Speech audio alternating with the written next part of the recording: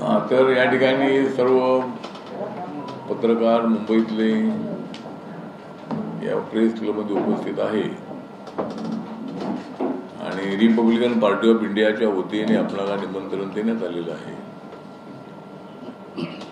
एक तर भारत आणि पाकिस्तान या दोन देशांमध्ये सध्या युद्धाचं वातावरण आहे आणि पाकिस्तानने अनेक वेळेला आतंकवाद्यांना सपोर्ट केलेला आहे आणि आतंकवाद्यांचे अड्डे त्यांनी चालवलेले आहेत. आणि पहलगाममध्ये जो धाड हल्ला झाला त्यानंतर सिंदूर ऑपरेशन जे आहे ते आपल्या सरकारच्या वतीने आपल्या डिफेन्सच्या वतीने अनाऊन्स करण्यात आलं आणि पीओके मधले जे आतंकवाद्यांचे ट्रेनिंगचे अड्डे होते ते उद्ध्वस्त करण्यात आलेले आहेत. त्यानंतर पाकिस्तानची नाकेबंदी करण्याचा प्रयत्न भारताने केलेला आहे. अनेक महत्वाचे निर्णय सुद्धा घेतले आणि आपल्या अटॅकमुळे पाकिस्तान एकदम जेरीत आलेला आहे आणि पाकिस्तानच्या प्रधानमंत्र्यांनीच मान्य केलं की भारतासोबत आम्ही लढू शकत नाही आणि भारत सरकारने त्यांना की पाक व्याप्त काश्मीर जो आहे तो आमच्या हवाली करा, आतंकवादी ऍक्टिव्हिटीज सगळ्या थांबवा. यानंतर पहलगाम असेल किंवा घुसखोरी असेल अशा पद्धतीची एक घटना घडता कामा नये आणि हे सगळं मान्य असेल तर ठीक आहे, अन्यथा आम्ही युद्धास तयार आहोत अशी भूमिका भारत सरकारची आहे. आणि नरेंद्र मोदीजींनी अत्यंत ऍक्टिव्हली पहलगामचा हल्ला झाल्यानंतर मोठ्या प्रमाणामध्ये डिफेन्सला आझादी दिली आणि आतंकवाद्यांचे अड्डे उद्ध्वस्त केलेले आहेत. पण माझ्या पक्षाची भूमिका अशी आहे की पीओके आपल्या ताब्यात आलाच पाहिजे. पीओके मध्ये आतंकवाद्यांचे ट्रेनिंगचे अड्डे होते आहेत आणि पीओके हा आपला भारताचा अविभाज्य घटक आहे. काश्मीरचा तो 1/3 जो एरिया पाकिस्तानच्या ताब्यात आहे तो आम्हाला मिळालाच पाहिजे आणि तो जर सहजासहजी पाकिस्तान देत नसेल तर पाकिस्तान बरोबर एकदा आरपारची लढाई करणं अत्यंत आवश्यक आहे आणि त्या तयारीमध्ये माननीय प्रधानमंत्री आहे आणि मला असं वाटतं की लवकरात लवकर पीओके आपल्या ताब्यात आला पाहिजे अशी आपली भूमिका आहे. आणि त्यासाठी ज्या पद्धतीनं बीजेपीने तिरंगा यात्रा काढलेली आहे, काँग्रेस पार्टीच्या वतीने जय हिंद यात्रा जाहीर करण्यात आलेली आहे, त्याप्रमाणे रिपब्लिकन पक्षाच्या वतीनंही भारत जिंदाबाद यात्रा या नावाने सर्व महाराष्ट्रातल्या सर्व जिल्ह्यामध्ये आणि देशभरामधल्या अनेक राजधानीच्या शहरामध्ये आणि ज्या ज्या ठिकाणी आमच्या शाखा आहे जिल्ह्यामध्ये त्या ठिकाणी अशा पद्धतीच्या भारत जिंदाबादच्या यात्रा या तिरंगे झेंडे घेऊन काढण्यात येतील.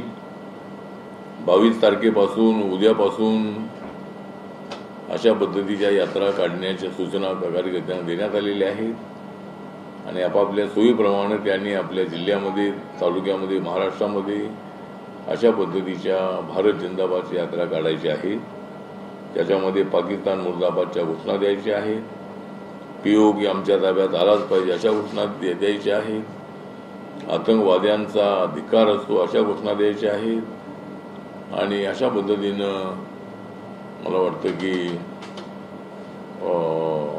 रिपब्लिकन पार्टी ऑफ इंडियाच्या वतीने भारत जिंदाबादची यात्रा सर्व ठिकाणी आरपीआयच्या वतीनं निघेल.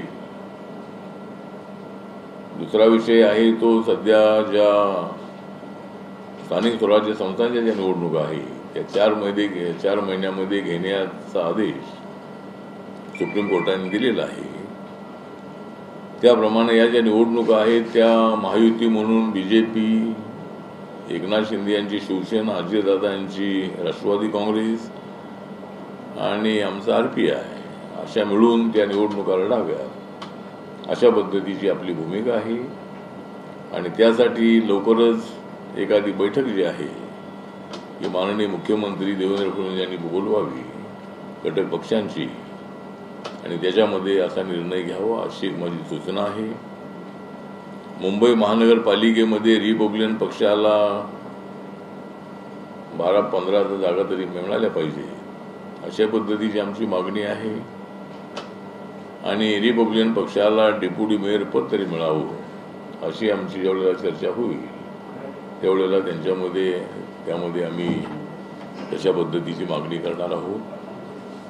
एकदा रिपब्लिकन पक्षाचे 12 कॉर्पोरेटर RPIचे होते आणि चंद्रकांत हंडोरे आमचे पहिले RPIचे महापौर जे होते, हे महापौर मुरली देवरा यांच्या काळामध्ये 2002 मध्ये रिपब्लिकन पक्षाच्या वतीनं ते मेयर होते. तर मुंबईमध्ये RPIची ताकद मोठी आहे. जिल्हा परिषदा, पंचायत समित्याच्या ठिकाणी सुद्धा त्या ठिकाणी RPIला काही जागा प्रत्येक जिल्ह्यामध्ये 3-4 जागा जिल्हा परिषदेच्या, 7-8 जागा पंचायत समितीच्या मिळाव्यात यासाठी सर्व जिल्हा अध्यक्षांशी आमच्या जिल्हा अध्यक्षांनी स्थानिक नेत्यांची चर्चा करावी. आणि मी यासाठी एकदा माननीय मुख्यमंत्र्यांना आणि चंद्रशेखर बावनकुळेंना भेटणार आहे. आणि या स्थानिक स्वराज्य संस्थांमध्ये आम्हाला RPIला काही जागा मिळाल्या पाहिजेत अशी एक आमची मागणी आहे. आणि होणारी जी महामंडळ आहे त्या महामंडळामध्ये RPIला स्थान मिळालं पाहिजे. 2 तरी महामंडळाची चेअरमन पद RPIला मिळावी अशी एक आपली मागणी आहे. आणि जी महामंडळ आहे त्याच्यावरती सदस्य पदं जी आहे सदस्य पदं ही आम्हाला मिळाली पाहिजे अशी आपली मागणी आहे. आणि ज्या जिल्हा कमिटी आहेत, तालुका कमिटी आहेत, यावर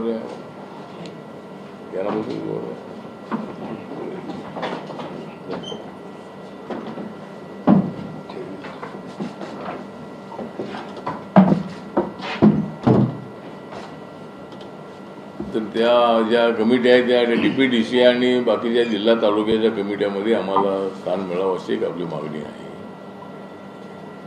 आणि दुसरा विषय आहे तो पीपल्स एज्युकेशन सोसायटी. या सोसायटीमध्ये वादविवाद आहे. या ठिकाणी आनंदराज आंबेडकर बाबासाहेबांचे नातू आहेत, त्यांच्याबद्दल आम्हाला आदर आहे. प्रकाश आंबेडकर हे बाबासाहेबांचे नातू आहेत. आणि सगळ्यांचा दावा आहे की आम्ही CPE सोसायटीचे चेअरमन आहोत. त्यामध्ये प्रकाश आंबेडकर हे कायदेशीर लढाई म्हणजे ते त्यांचे कोर्टामध्ये वगैरे त्यांची केस आहे. पण सध्या PE सोसायटीची स्थिती अशी आहे, हे सगळे वाद ज्या वेळेला चॅरिटी कमिशनरकडे गेले त्यावेळेला चॅरिटी कमिशनरनी 2 वेळेला असा निकाल दिलेला आहे की आठवले या संस्थेचे चेअरमन आहे आणि बाकी ज्याला कोणालाही चेअरमन पदाचा अधिकार नाही. त्यानंतर आनंदराज आंबेडकर आणि काही लोक कोर्टामध्ये गेले होते, हायकोर्टामध्ये. हायकोर्टाने सांगितलं की कोण चेअरमन आहे हे ठरवण्याचा आमचा अधिकार नाही, हा अधिकार चॅरिटी कमिशनरचा आहे. आणि त्यामुळे चॅरिटी कमिशनरनी आपल्या बाजूने 2 वेळेला निकाल दिलेला आहे. त्यानंतर चंद्रकांत दादा पाटील एज्युकेशन मिनिस्टर मागच्या वेळेला असताना त्यांनी 8-10 मिटिंगा बोलावल्या, सर्व लिगल ॲडवाइस घेतला आणि सर्व रेकॉर्ड पाहून त्यांनी सांगितलं की आठवले हेच या संस्थेचे चेअरमन आहे. आणि तशा पद्धतीचे आदेश त्यांनी सर्व युनिव्हर्सिटीना, म्हणजे सर्वात जास्त कॉलेज आमचे डॉक्टर बाबासाहेब आंबेडकर मराठवाडा युनिव्हर्सिटीमध्ये छत्रपती संभाजीनगरला आहेत. त्यानंतर मुंबईमध्ये आमचे अनेक कॉलेजेस आहेत. मुंबई विद्यापीठामध्ये, पुणे विद्यापीठामध्ये 1 कॉलेज आहे आणि बेंगलोरमध्ये कॉलेज आहे, त्यानंतर बोधगयामध्ये कॉलेज आहे, शाळा आहे. तर असे जवळजवळ आमच्या संस्थेमध्ये 1 लाखापेक्षा जास्त विद्यार्थी शिकत आहेत. तर या वादामध्ये आज आम्ही एक बैठक आमची ठेवली होती आनंद भवनमध्ये. चेअरमनची कॅबिन आहे आणि त्या ठिकाणी मिटिंग घेण्यासाठी हॉल आहे. तर त्या देवेन भारती जे नवीन झालेले पोलीस आयुक्त आहे त्यांना आमचं शिष्टमंडळ भेटलं होतं आणि त्यांना सांगितलं होतं की आम्हाला तिथे आमचं ऑफिस आहे, आमच्याकडे सगळे पुरावे आहेत आणि आम्हाला त्या ठिकाणी ज्या ठिकाणी आमचं ऑफिस आहे तिथं आम्हाला बैठक घ्यायची आहे. पण त्यांनी बैठकीला सुरुवातीला परवानगी दिली, पण नंतर रात्री उशिरा 10 वाजता काहीतरी DCP कडून आमच्या लोकांना नोटीस आली की त्या ठिकाणी काही तुम्हाला मिटिंग घेता येणार नाही. आणि मग आम्ही ती मिटिंग घेतली. लॉ कॉलेजचे प्रिन्सिपल आमचे मस्के जे आहे त्यांची जी कॅबिन आहे त्या ठिकाणी मिटिंग आम्ही घेतली. याबद्दल आमचं म्हणणं असं आहे की पोलिसांनी कायदा हा पाहायला पाहिजे. बेकायदेशीर घुसखोरी करणाऱ्या लोकांना पाठिंबा देता कामा नये. आणि या ठिकाणी चॅरिटी कमिशनर, कोर्ट आणि एज्युकेशन मिनिस्ट्री, एज्युकेशन डिपार्टमेंट हे सगळं माझ्या बाजूने म्हणण्यापेक्षा माझ्या बाजूने सगळे निकाल आहेत. त्यामुळे आम्हाला त्यांनी संरक्षण द्यावं किंवा आम्हाला तिथं मिटिंग घेण्याची परवानगी द्यावी असं आम्ही ते सांगितलं होतं आणि मिटिंगला परवानगी त्यांनी दिली. त्यांच्या परवानगीची आम्हाला आवश्यकता नाही, परंतु आम्ही त्यांनी सांगितलं मिटिंग घ्या आणि रात्री अचानक म्हणाले बाबा त्या ठिकाणी मिटिंग घेता येणार नाही. कारण अपोजिशनवाल्यांनी सांगितलं की आम्ही चेअरमन आहोत. आनंदराज म्हणतात की मी चेअरमन आहे. ते चेअरमन असतील तर त्यांनी काही पुरावे दाखवावे. हायकोर्टाचा निकाल त्यांच्या बाजूने आहे का, चॅरिटी कमिशनचा निकाल त्यांच्या बाजूने आहे का, एज्युकेशन डिपार्टमेंटचा निकाल त्यांच्या बाजूने आहे का. असं काही नसताना त्या ठिकाणी त्यांचं ऐकणं बरोबर नाही आहे. त्यामुळं मुंबई पोलीस हे एवढे स्ट्रॉंग असतानाही त्यांनी सगळी आबरू घालवली असं माझं मत आहे. म्हणजे एवढीशी गोष्ट आहे आणि सगळं आमच्या बाजूने असताना ते म्हणतात ते ॲडव्होकेट जनरलला विचारलं पाहिजे. आता ॲडव्होकेट जनरलला विचारलं पाहिजे. सगळे निकालाचे कायदे हे सगळे निकाल आपल्या बाजूने आहेत. तर अशा पद्धतीनं पोलिसांनी काय जी भूमिका घेतलेली आहे ती योग्य नाही. त्यामुळं मुंबई पोलिसांची तक्रार करण्यासाठी मी मुख्यमंत्र्यांना भेटणार आहे आणि सरकारमध्ये आमचा पक्ष आहे आणि सरकार आमचं असतानाही पोलीस जर आमचं ऐकत नाही आहे तर हे काय बरोबर नाही आहे. विषय छोटासाच विषय आहे. आणि आनंदराज आणि बाबासाहेब आंबेडकरांनी सांगितलेलं आहे की माझ्या फॅमिलीतला कुणी माणूस असल्या ट्रस्टवर येता कामा नये. हा ट्रस्ट हा समाजाचा ट्रस्ट आहे आणि त्यामध्ये आंबेडकर फॅमिलीमध्ये कोणी असू नये अशी भूमिका बाबासाहेबांनीच मांडलेली आहे. तरी ज्या बाबासाहेबांनी घटना दिली, कायदा केला, त्या कायद्याला तोडण्याचंच काम हे आनंदराज आंबेडकर आणि जर हे करत असतील तर ते बरोबर नाही आहे. त्यांनी निकाल आपल्या बाजूला लावून घ्यावं. त्यांनी सुप्रीम कोर्टामध्ये जावं आणि आपण कसे चेअरमन आहोत ते सिद्ध करावं. त्यांनी जर ते चेअरमन आहे ते जर सिद्ध केलं तर आम्ही तिथं जाणार नाही आम्ही. त्यामुळं आम्ही आंबेडकर फॅमिलीचा आदर करतो. आम्हाला काय वादविवाद करायचा नाही. पण ते बेकायदेशीर त्या ठिकाणी नेहमी कधी कधी जातात, तिकडे बसतात आणि मी ते चेअरमन आहे. त्यांच्याकडे चेअरमन असल्याचा कसलाही पुरावा नसताना असं इलिगल बेकायदेशीर वागणूक बरोबर नाही. आणि त्या बेकायदेशीर वागणूक करणाऱ्यांना पाठिंबा अप्रत्यक्ष देण्याचा प्रयत्न पोलीस करतायत. म्हणून मुंबई पोलिसांची तक्रार करण्यासाठी गृहमंत्री आणि मुख्यमंत्री देवेंद्र फडणवीस यांना आमचं एक शिष्टमंडळ भेटणार आहे सोसायटीचं आणि ही सगळी माहिती आम्ही त्यांना देणार आहोत. त्यामुळं हे काय आज आम्हाला त्यांनी परवानगी देणं अत्यंत आवश्यक होतं. त्या ठिकाणचा जो टाळा आहे तो कुलूप काढून तिथं आम्हाला परवानगी द्यायला हवी होती, पण तशी अगोदर दिली परवानगी आणि नंतर त्यांनी अशी नोटीस रात्री पाठवली. तर मिटिंग आमची झाली, पोलीस बंदोबस्त होता, पण मुंबई पोलिसांनी काही आम्हाला सहकार्य केलेलं नाही. म्हणून CM कडे आम्ही तक्रार करणार आहोत.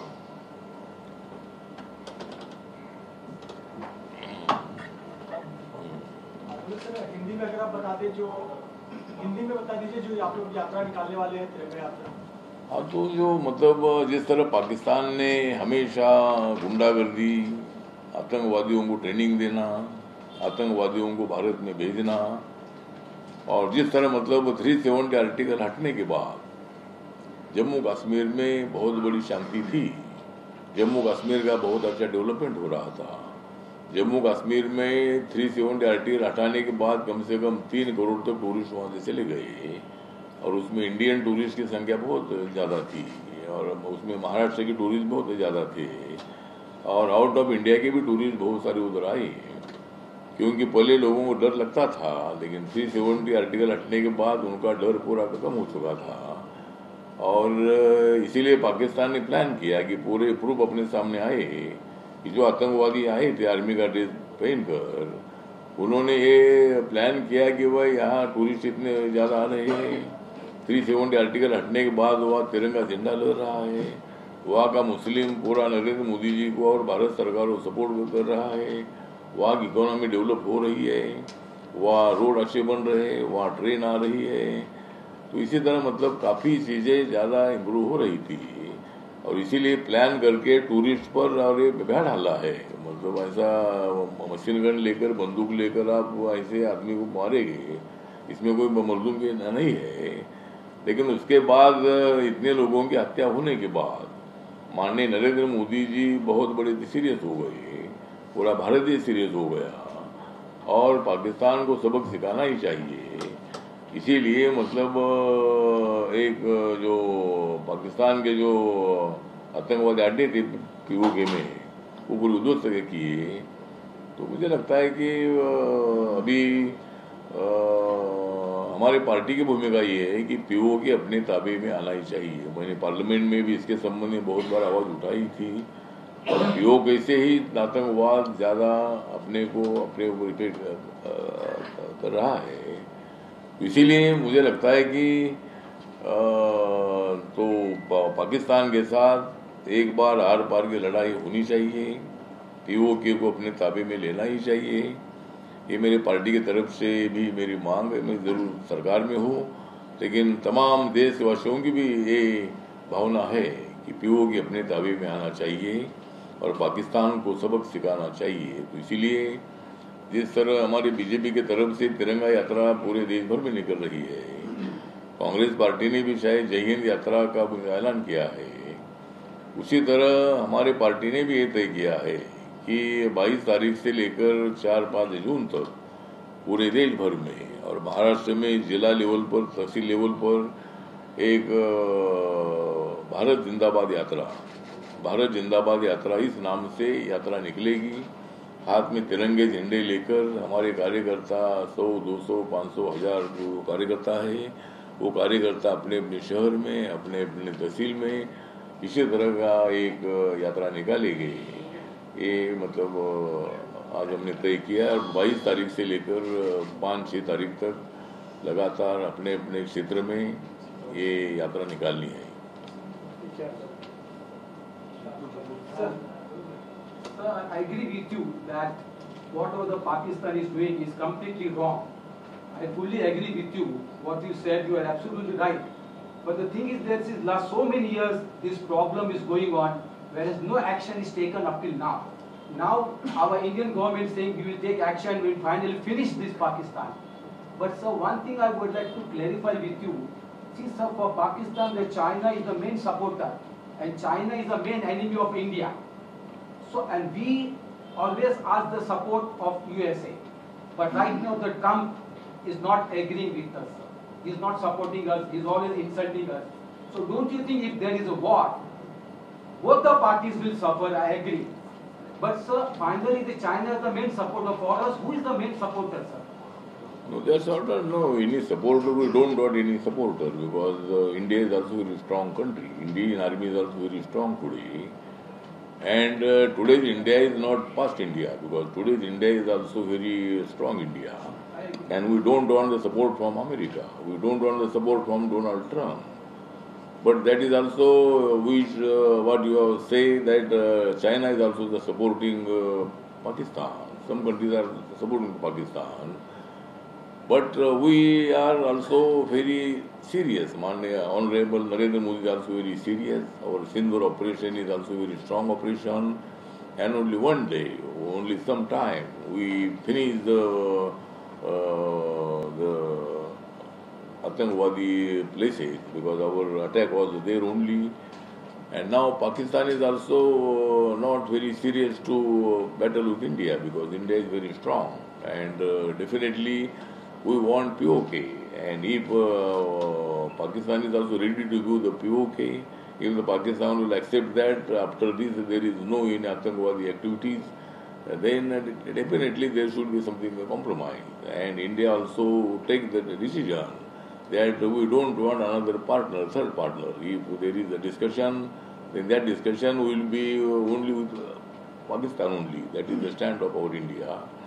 And definitely after some time, because we are also awaiting the answer of the Pakistan, but if the Pakistan will not give positive response, then definitely after some days, our India will be attacked on Pakistan.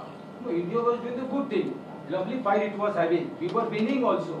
But at the same time, again, Trump said that he is the one who made the ceasefire. So that again, our name got spoiled, sir. Ceasefire, there is not good thing because we were winning. Why we have done the ceasefire?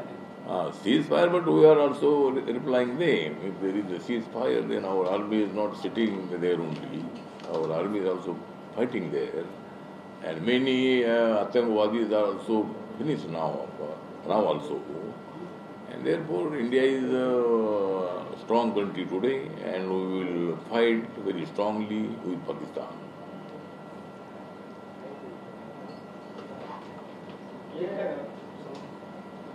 जो मंत्रिमंडल में आपको जगह नहीं mill पाई पिछली बार भी, मंत्रिमंडल का कल एक विस्तार हुआ, एक मंत्री भुजबल साहब बने दोबारा, तो आप पीछे कैसे रह जाते हैं हर बार? अभी मंत्रिमंडल में एक तो मिलना चाहिए तो मांग हमारी है, लेकिन अभी मांग पर ज्यादा विचार सीरियस नहीं हो रहा है। अभी खाली एक मंत्री पद खाली है, लेकिन हमारे आरपीआई के पास वो एमएलए एमएलसी नहीं है। तो हमारे लोकसभा चुनाव के पहले माननीय देवेंद्र फडणवीस जी की बात हुई थी और एक एमएलसी देने के बारे में हमने उनसे बहुत बड़ी रिक्वेस्ट की थी। हमारा पूरा सोसाइटी अपने साथ है और विधानसभा के चुनाव में मतलब बड़ी ताकत से बुद्धिस्ट कम्युनिटी ने, दलित कम्युनिटी ने महायुति को सपोर्ट किया, इसलिए 237 सीटें चुनकर आई। और ये सूचना हमने मतलब मैंने एक बार अमित शाह साहब से बात की थी इसके बारे में, एक आरपीआई को एक एमएलसी और एक मंत्री पद मिलना चाहिए क्योंकि पूरी सोसाइटी मेरे साथ है। ठीक बात, हमारी पार्टी छोटी पार्टी है, लेकिन गांव-गांव में मेरे पार्टी को मानने वाले, आरपीआई को मानने वाले लोग हैं, तो एक एकाधा मंत्री पद आरपीआई को मिलना चाहिए, ये हमारी भावना थी। लेकिन अभी तक कुछ उस पर माननीय देवेंद्र फडणवीस जी के तरफ से कोई निर्णय नहीं हो पा रहा है।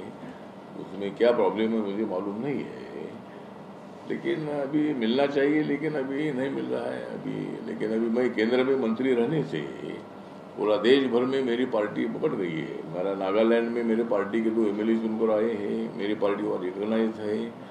मणिपुर में मेरी पार्टी ने एक लोकसभा चुनाव लड़ा था, 1.5 लाख वोट मिला था, वहाँ मेरी पार्टी रेजिस्टर पार्टी है। त्रिपुरा में, त्रिपुरा के हमारे सत्यजीत दास इधर आए हैं, हमारे वहाँ के अध्यक्ष है, वहाँ भी हमारी पार्टी बहुत अच्छी स्ट्रांग है। उसके बाद हमारी आसाम में भी पार्टी अच्छी है, सिक्किम में पार्टी की स्थापना हुई है, अरुणाचल में भी हमारी पार्टी है, मिजोरम में, मेघालय में हमारी पार्टी बढ़ गई है।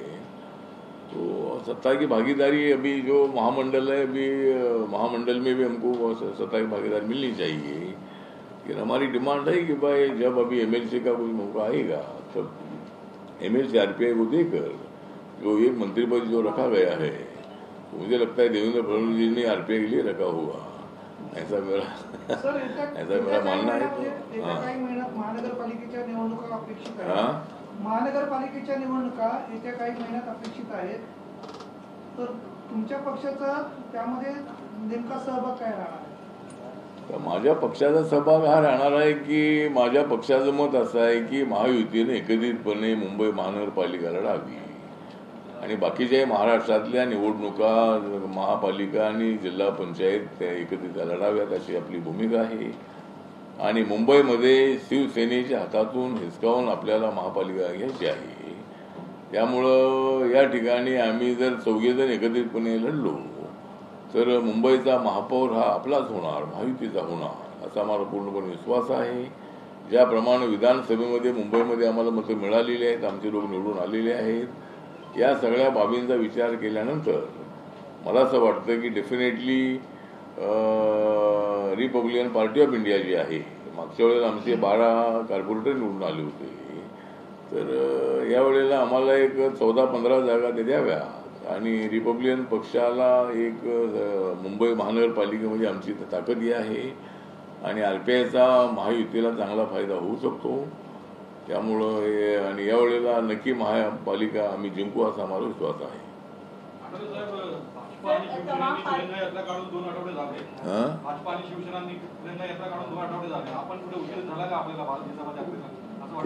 काय भारत यात्रा अच्छा हा नाही उशीर झाला म्हणजे आता आमचे कार्यकर्ते सगळ्या ठिकाणी होते. भारत यात्रा ठीक आहे, उशीर झाला म्हणजे युद्धालाच उशीर झालेला आहे. त्यामुळं युद्धाचा म्हणजे एक तर आमची दलित जनता जी आहे, दलित जनता मेन स्ट्रीम पासून वेगळी नाही. दलित जनता देशाचा जेवढेला विषय येतो त्यावेळेला आम्ही देशाच्या पाठीमागे असतो. आणि बाबासाहेबांनीच आम्हाला सांगितलंय की जात धर्म भाषा पंथ यापेक्षा देश महत्वाचा आहे. आणि म्हणून अशा वेळेला देशाच्या पाठीमागे किंवा देशासोबत आम्ही सगळे आहोत. त्यामुळे थोडा उशीर झाला गोष्ट खरी आहे, पण तरीही BJPच्या यात्रा निघतायत, काँग्रेसच्याही काही ठिकाणी निघतायत. त्यामुळं आता आमच्याही आता उद्यापासून काही ठिकाणी यात्रा निघतील आणि त्यामुळं एक जागृती निर्माण करणं, आम्ही मोदी साहेबांच्या पाठीमागे आहोत हे सांगणं आणि मोदीजींनी यांना पाकिस्तान असा दिलेला आहे थ्रेट, मोदीजींनी पाकिस्तानला असा दिलेला आहे थ्रेट, त्यामुळं मोदी जे आहेत फार मोठे ग्रेट. त्यामुळं मोदीजींनी एक जबरदस्त अशा पद्धतीचा एक दणका पाकिस्तानला दिलेला आहे. त्यामुळे ठीक आहे, भारत यात्रेला थोडा उशीर झाला असला तरी भारत जिंदाबाद यात्रा जी आहे RPIच्या वतीने निघेल. तमाम पार्टियों के डेलीगेशन जा रहे हैं विदेश में, आपकी पार्टी से कोई डेलीगेशन नहीं है, आप खुद नहीं जाना चाहते क्या उस डेलीगेशन में शामिल होना? विदेश में तमाम पार्टियों के डेलीगेशन जा रहे हैं अलग अलग पार्टी के, तो आपकी पार्टी का कोई स्टैंड है इसको लेकर, क्या कहेंगे? अभी मैं तो अकेला मेंबर हूँ, अभी मैं तो मेरे पास और भी काम दिया है, तो मतलब यहाँ इसीलिए मैं भारत के बाहर जाकर अभी वहाँ समझाने के लिए मुझे नहीं भेजा है. मुझे बताया कि भाई यहाँ ही सब लोग ऑर्गेनाइज करो और युद्ध अगर होगा तो लोगों को थोड़ा सा जागरूक करने के लिए. जनता तो जागरूक ही है, लेकिन इसीलिए मेरे ऊपर इंडिया के महाराष्ट्र की जिम्मेदारी दी है, तो इसीलिए मैं बाहर नहीं गया हूँ. तो युद्ध खत्म होने के बाद मैं बाहर जाकर आऊँगा. राज ठाकरे उद्धव ठाकरे एकत्र येणार होते, काय झालं त्याचं पुढे? आता दोघे एकत्र येणार होते, काय झालं त्या दोघांना विचारलं पाहिजे. त्या दोघांनी एकत्र यावं अशी काही लोकांची इच्छा आहे. शिवसैनिकांना वाटतं बाबा दोघा भावांनी एकत्र यावं, पण दोन भाऊ कधीच एकत्र येत नसतात. आणि जरी उद्धव ठाकरे आणि राज ठाकरे एकत्र आले तरी मला वाटतं की महाविकास आघाडीमध्ये फूट पडेल आणि काँग्रेस पार्टी काही राज ठाकरेंना आपल्या आघाडीमध्ये आपली जी महाविकास आघाडी आहे त्यामध्ये घेणार नाही. आणि त्यामुळे उद्धव ठाकरे आणि राज ठाकरे हे वेगळे होतील आणि अजून एक तिसऱ्या आघाडीमध्ये चौथी आघाडी होईल आणि त्या चौथ्या आघाडीचा फायदा आम्हालाच होणार आहे, महायुतीलाच फायदा त्याचा होणार आहे. त्यामुळं उद्धव ठाकरे राज ठाकरे यांनी एकत्र यावं, ते एकत्र आले तरी काही हरकत नाही आहे. आणि राज ठाकरे साहेब आमच्यासोबत लोकसभेत होते त्यावेळेला आम्हाला काही त्यांचा फायदा झाला नाही, पण विधानसभेमध्ये ते आमच्यासोबत नसताना आम्हाला जास्त फायदा झाला, आमच्या जागा जास्त निवडून आल्या. त्यामुळं ठीक आहे, त्या दोघा भावांना एकत्र यायचं असेल तर त्या दोघांनी एकत्र यावं. चला चला, थँक्यू.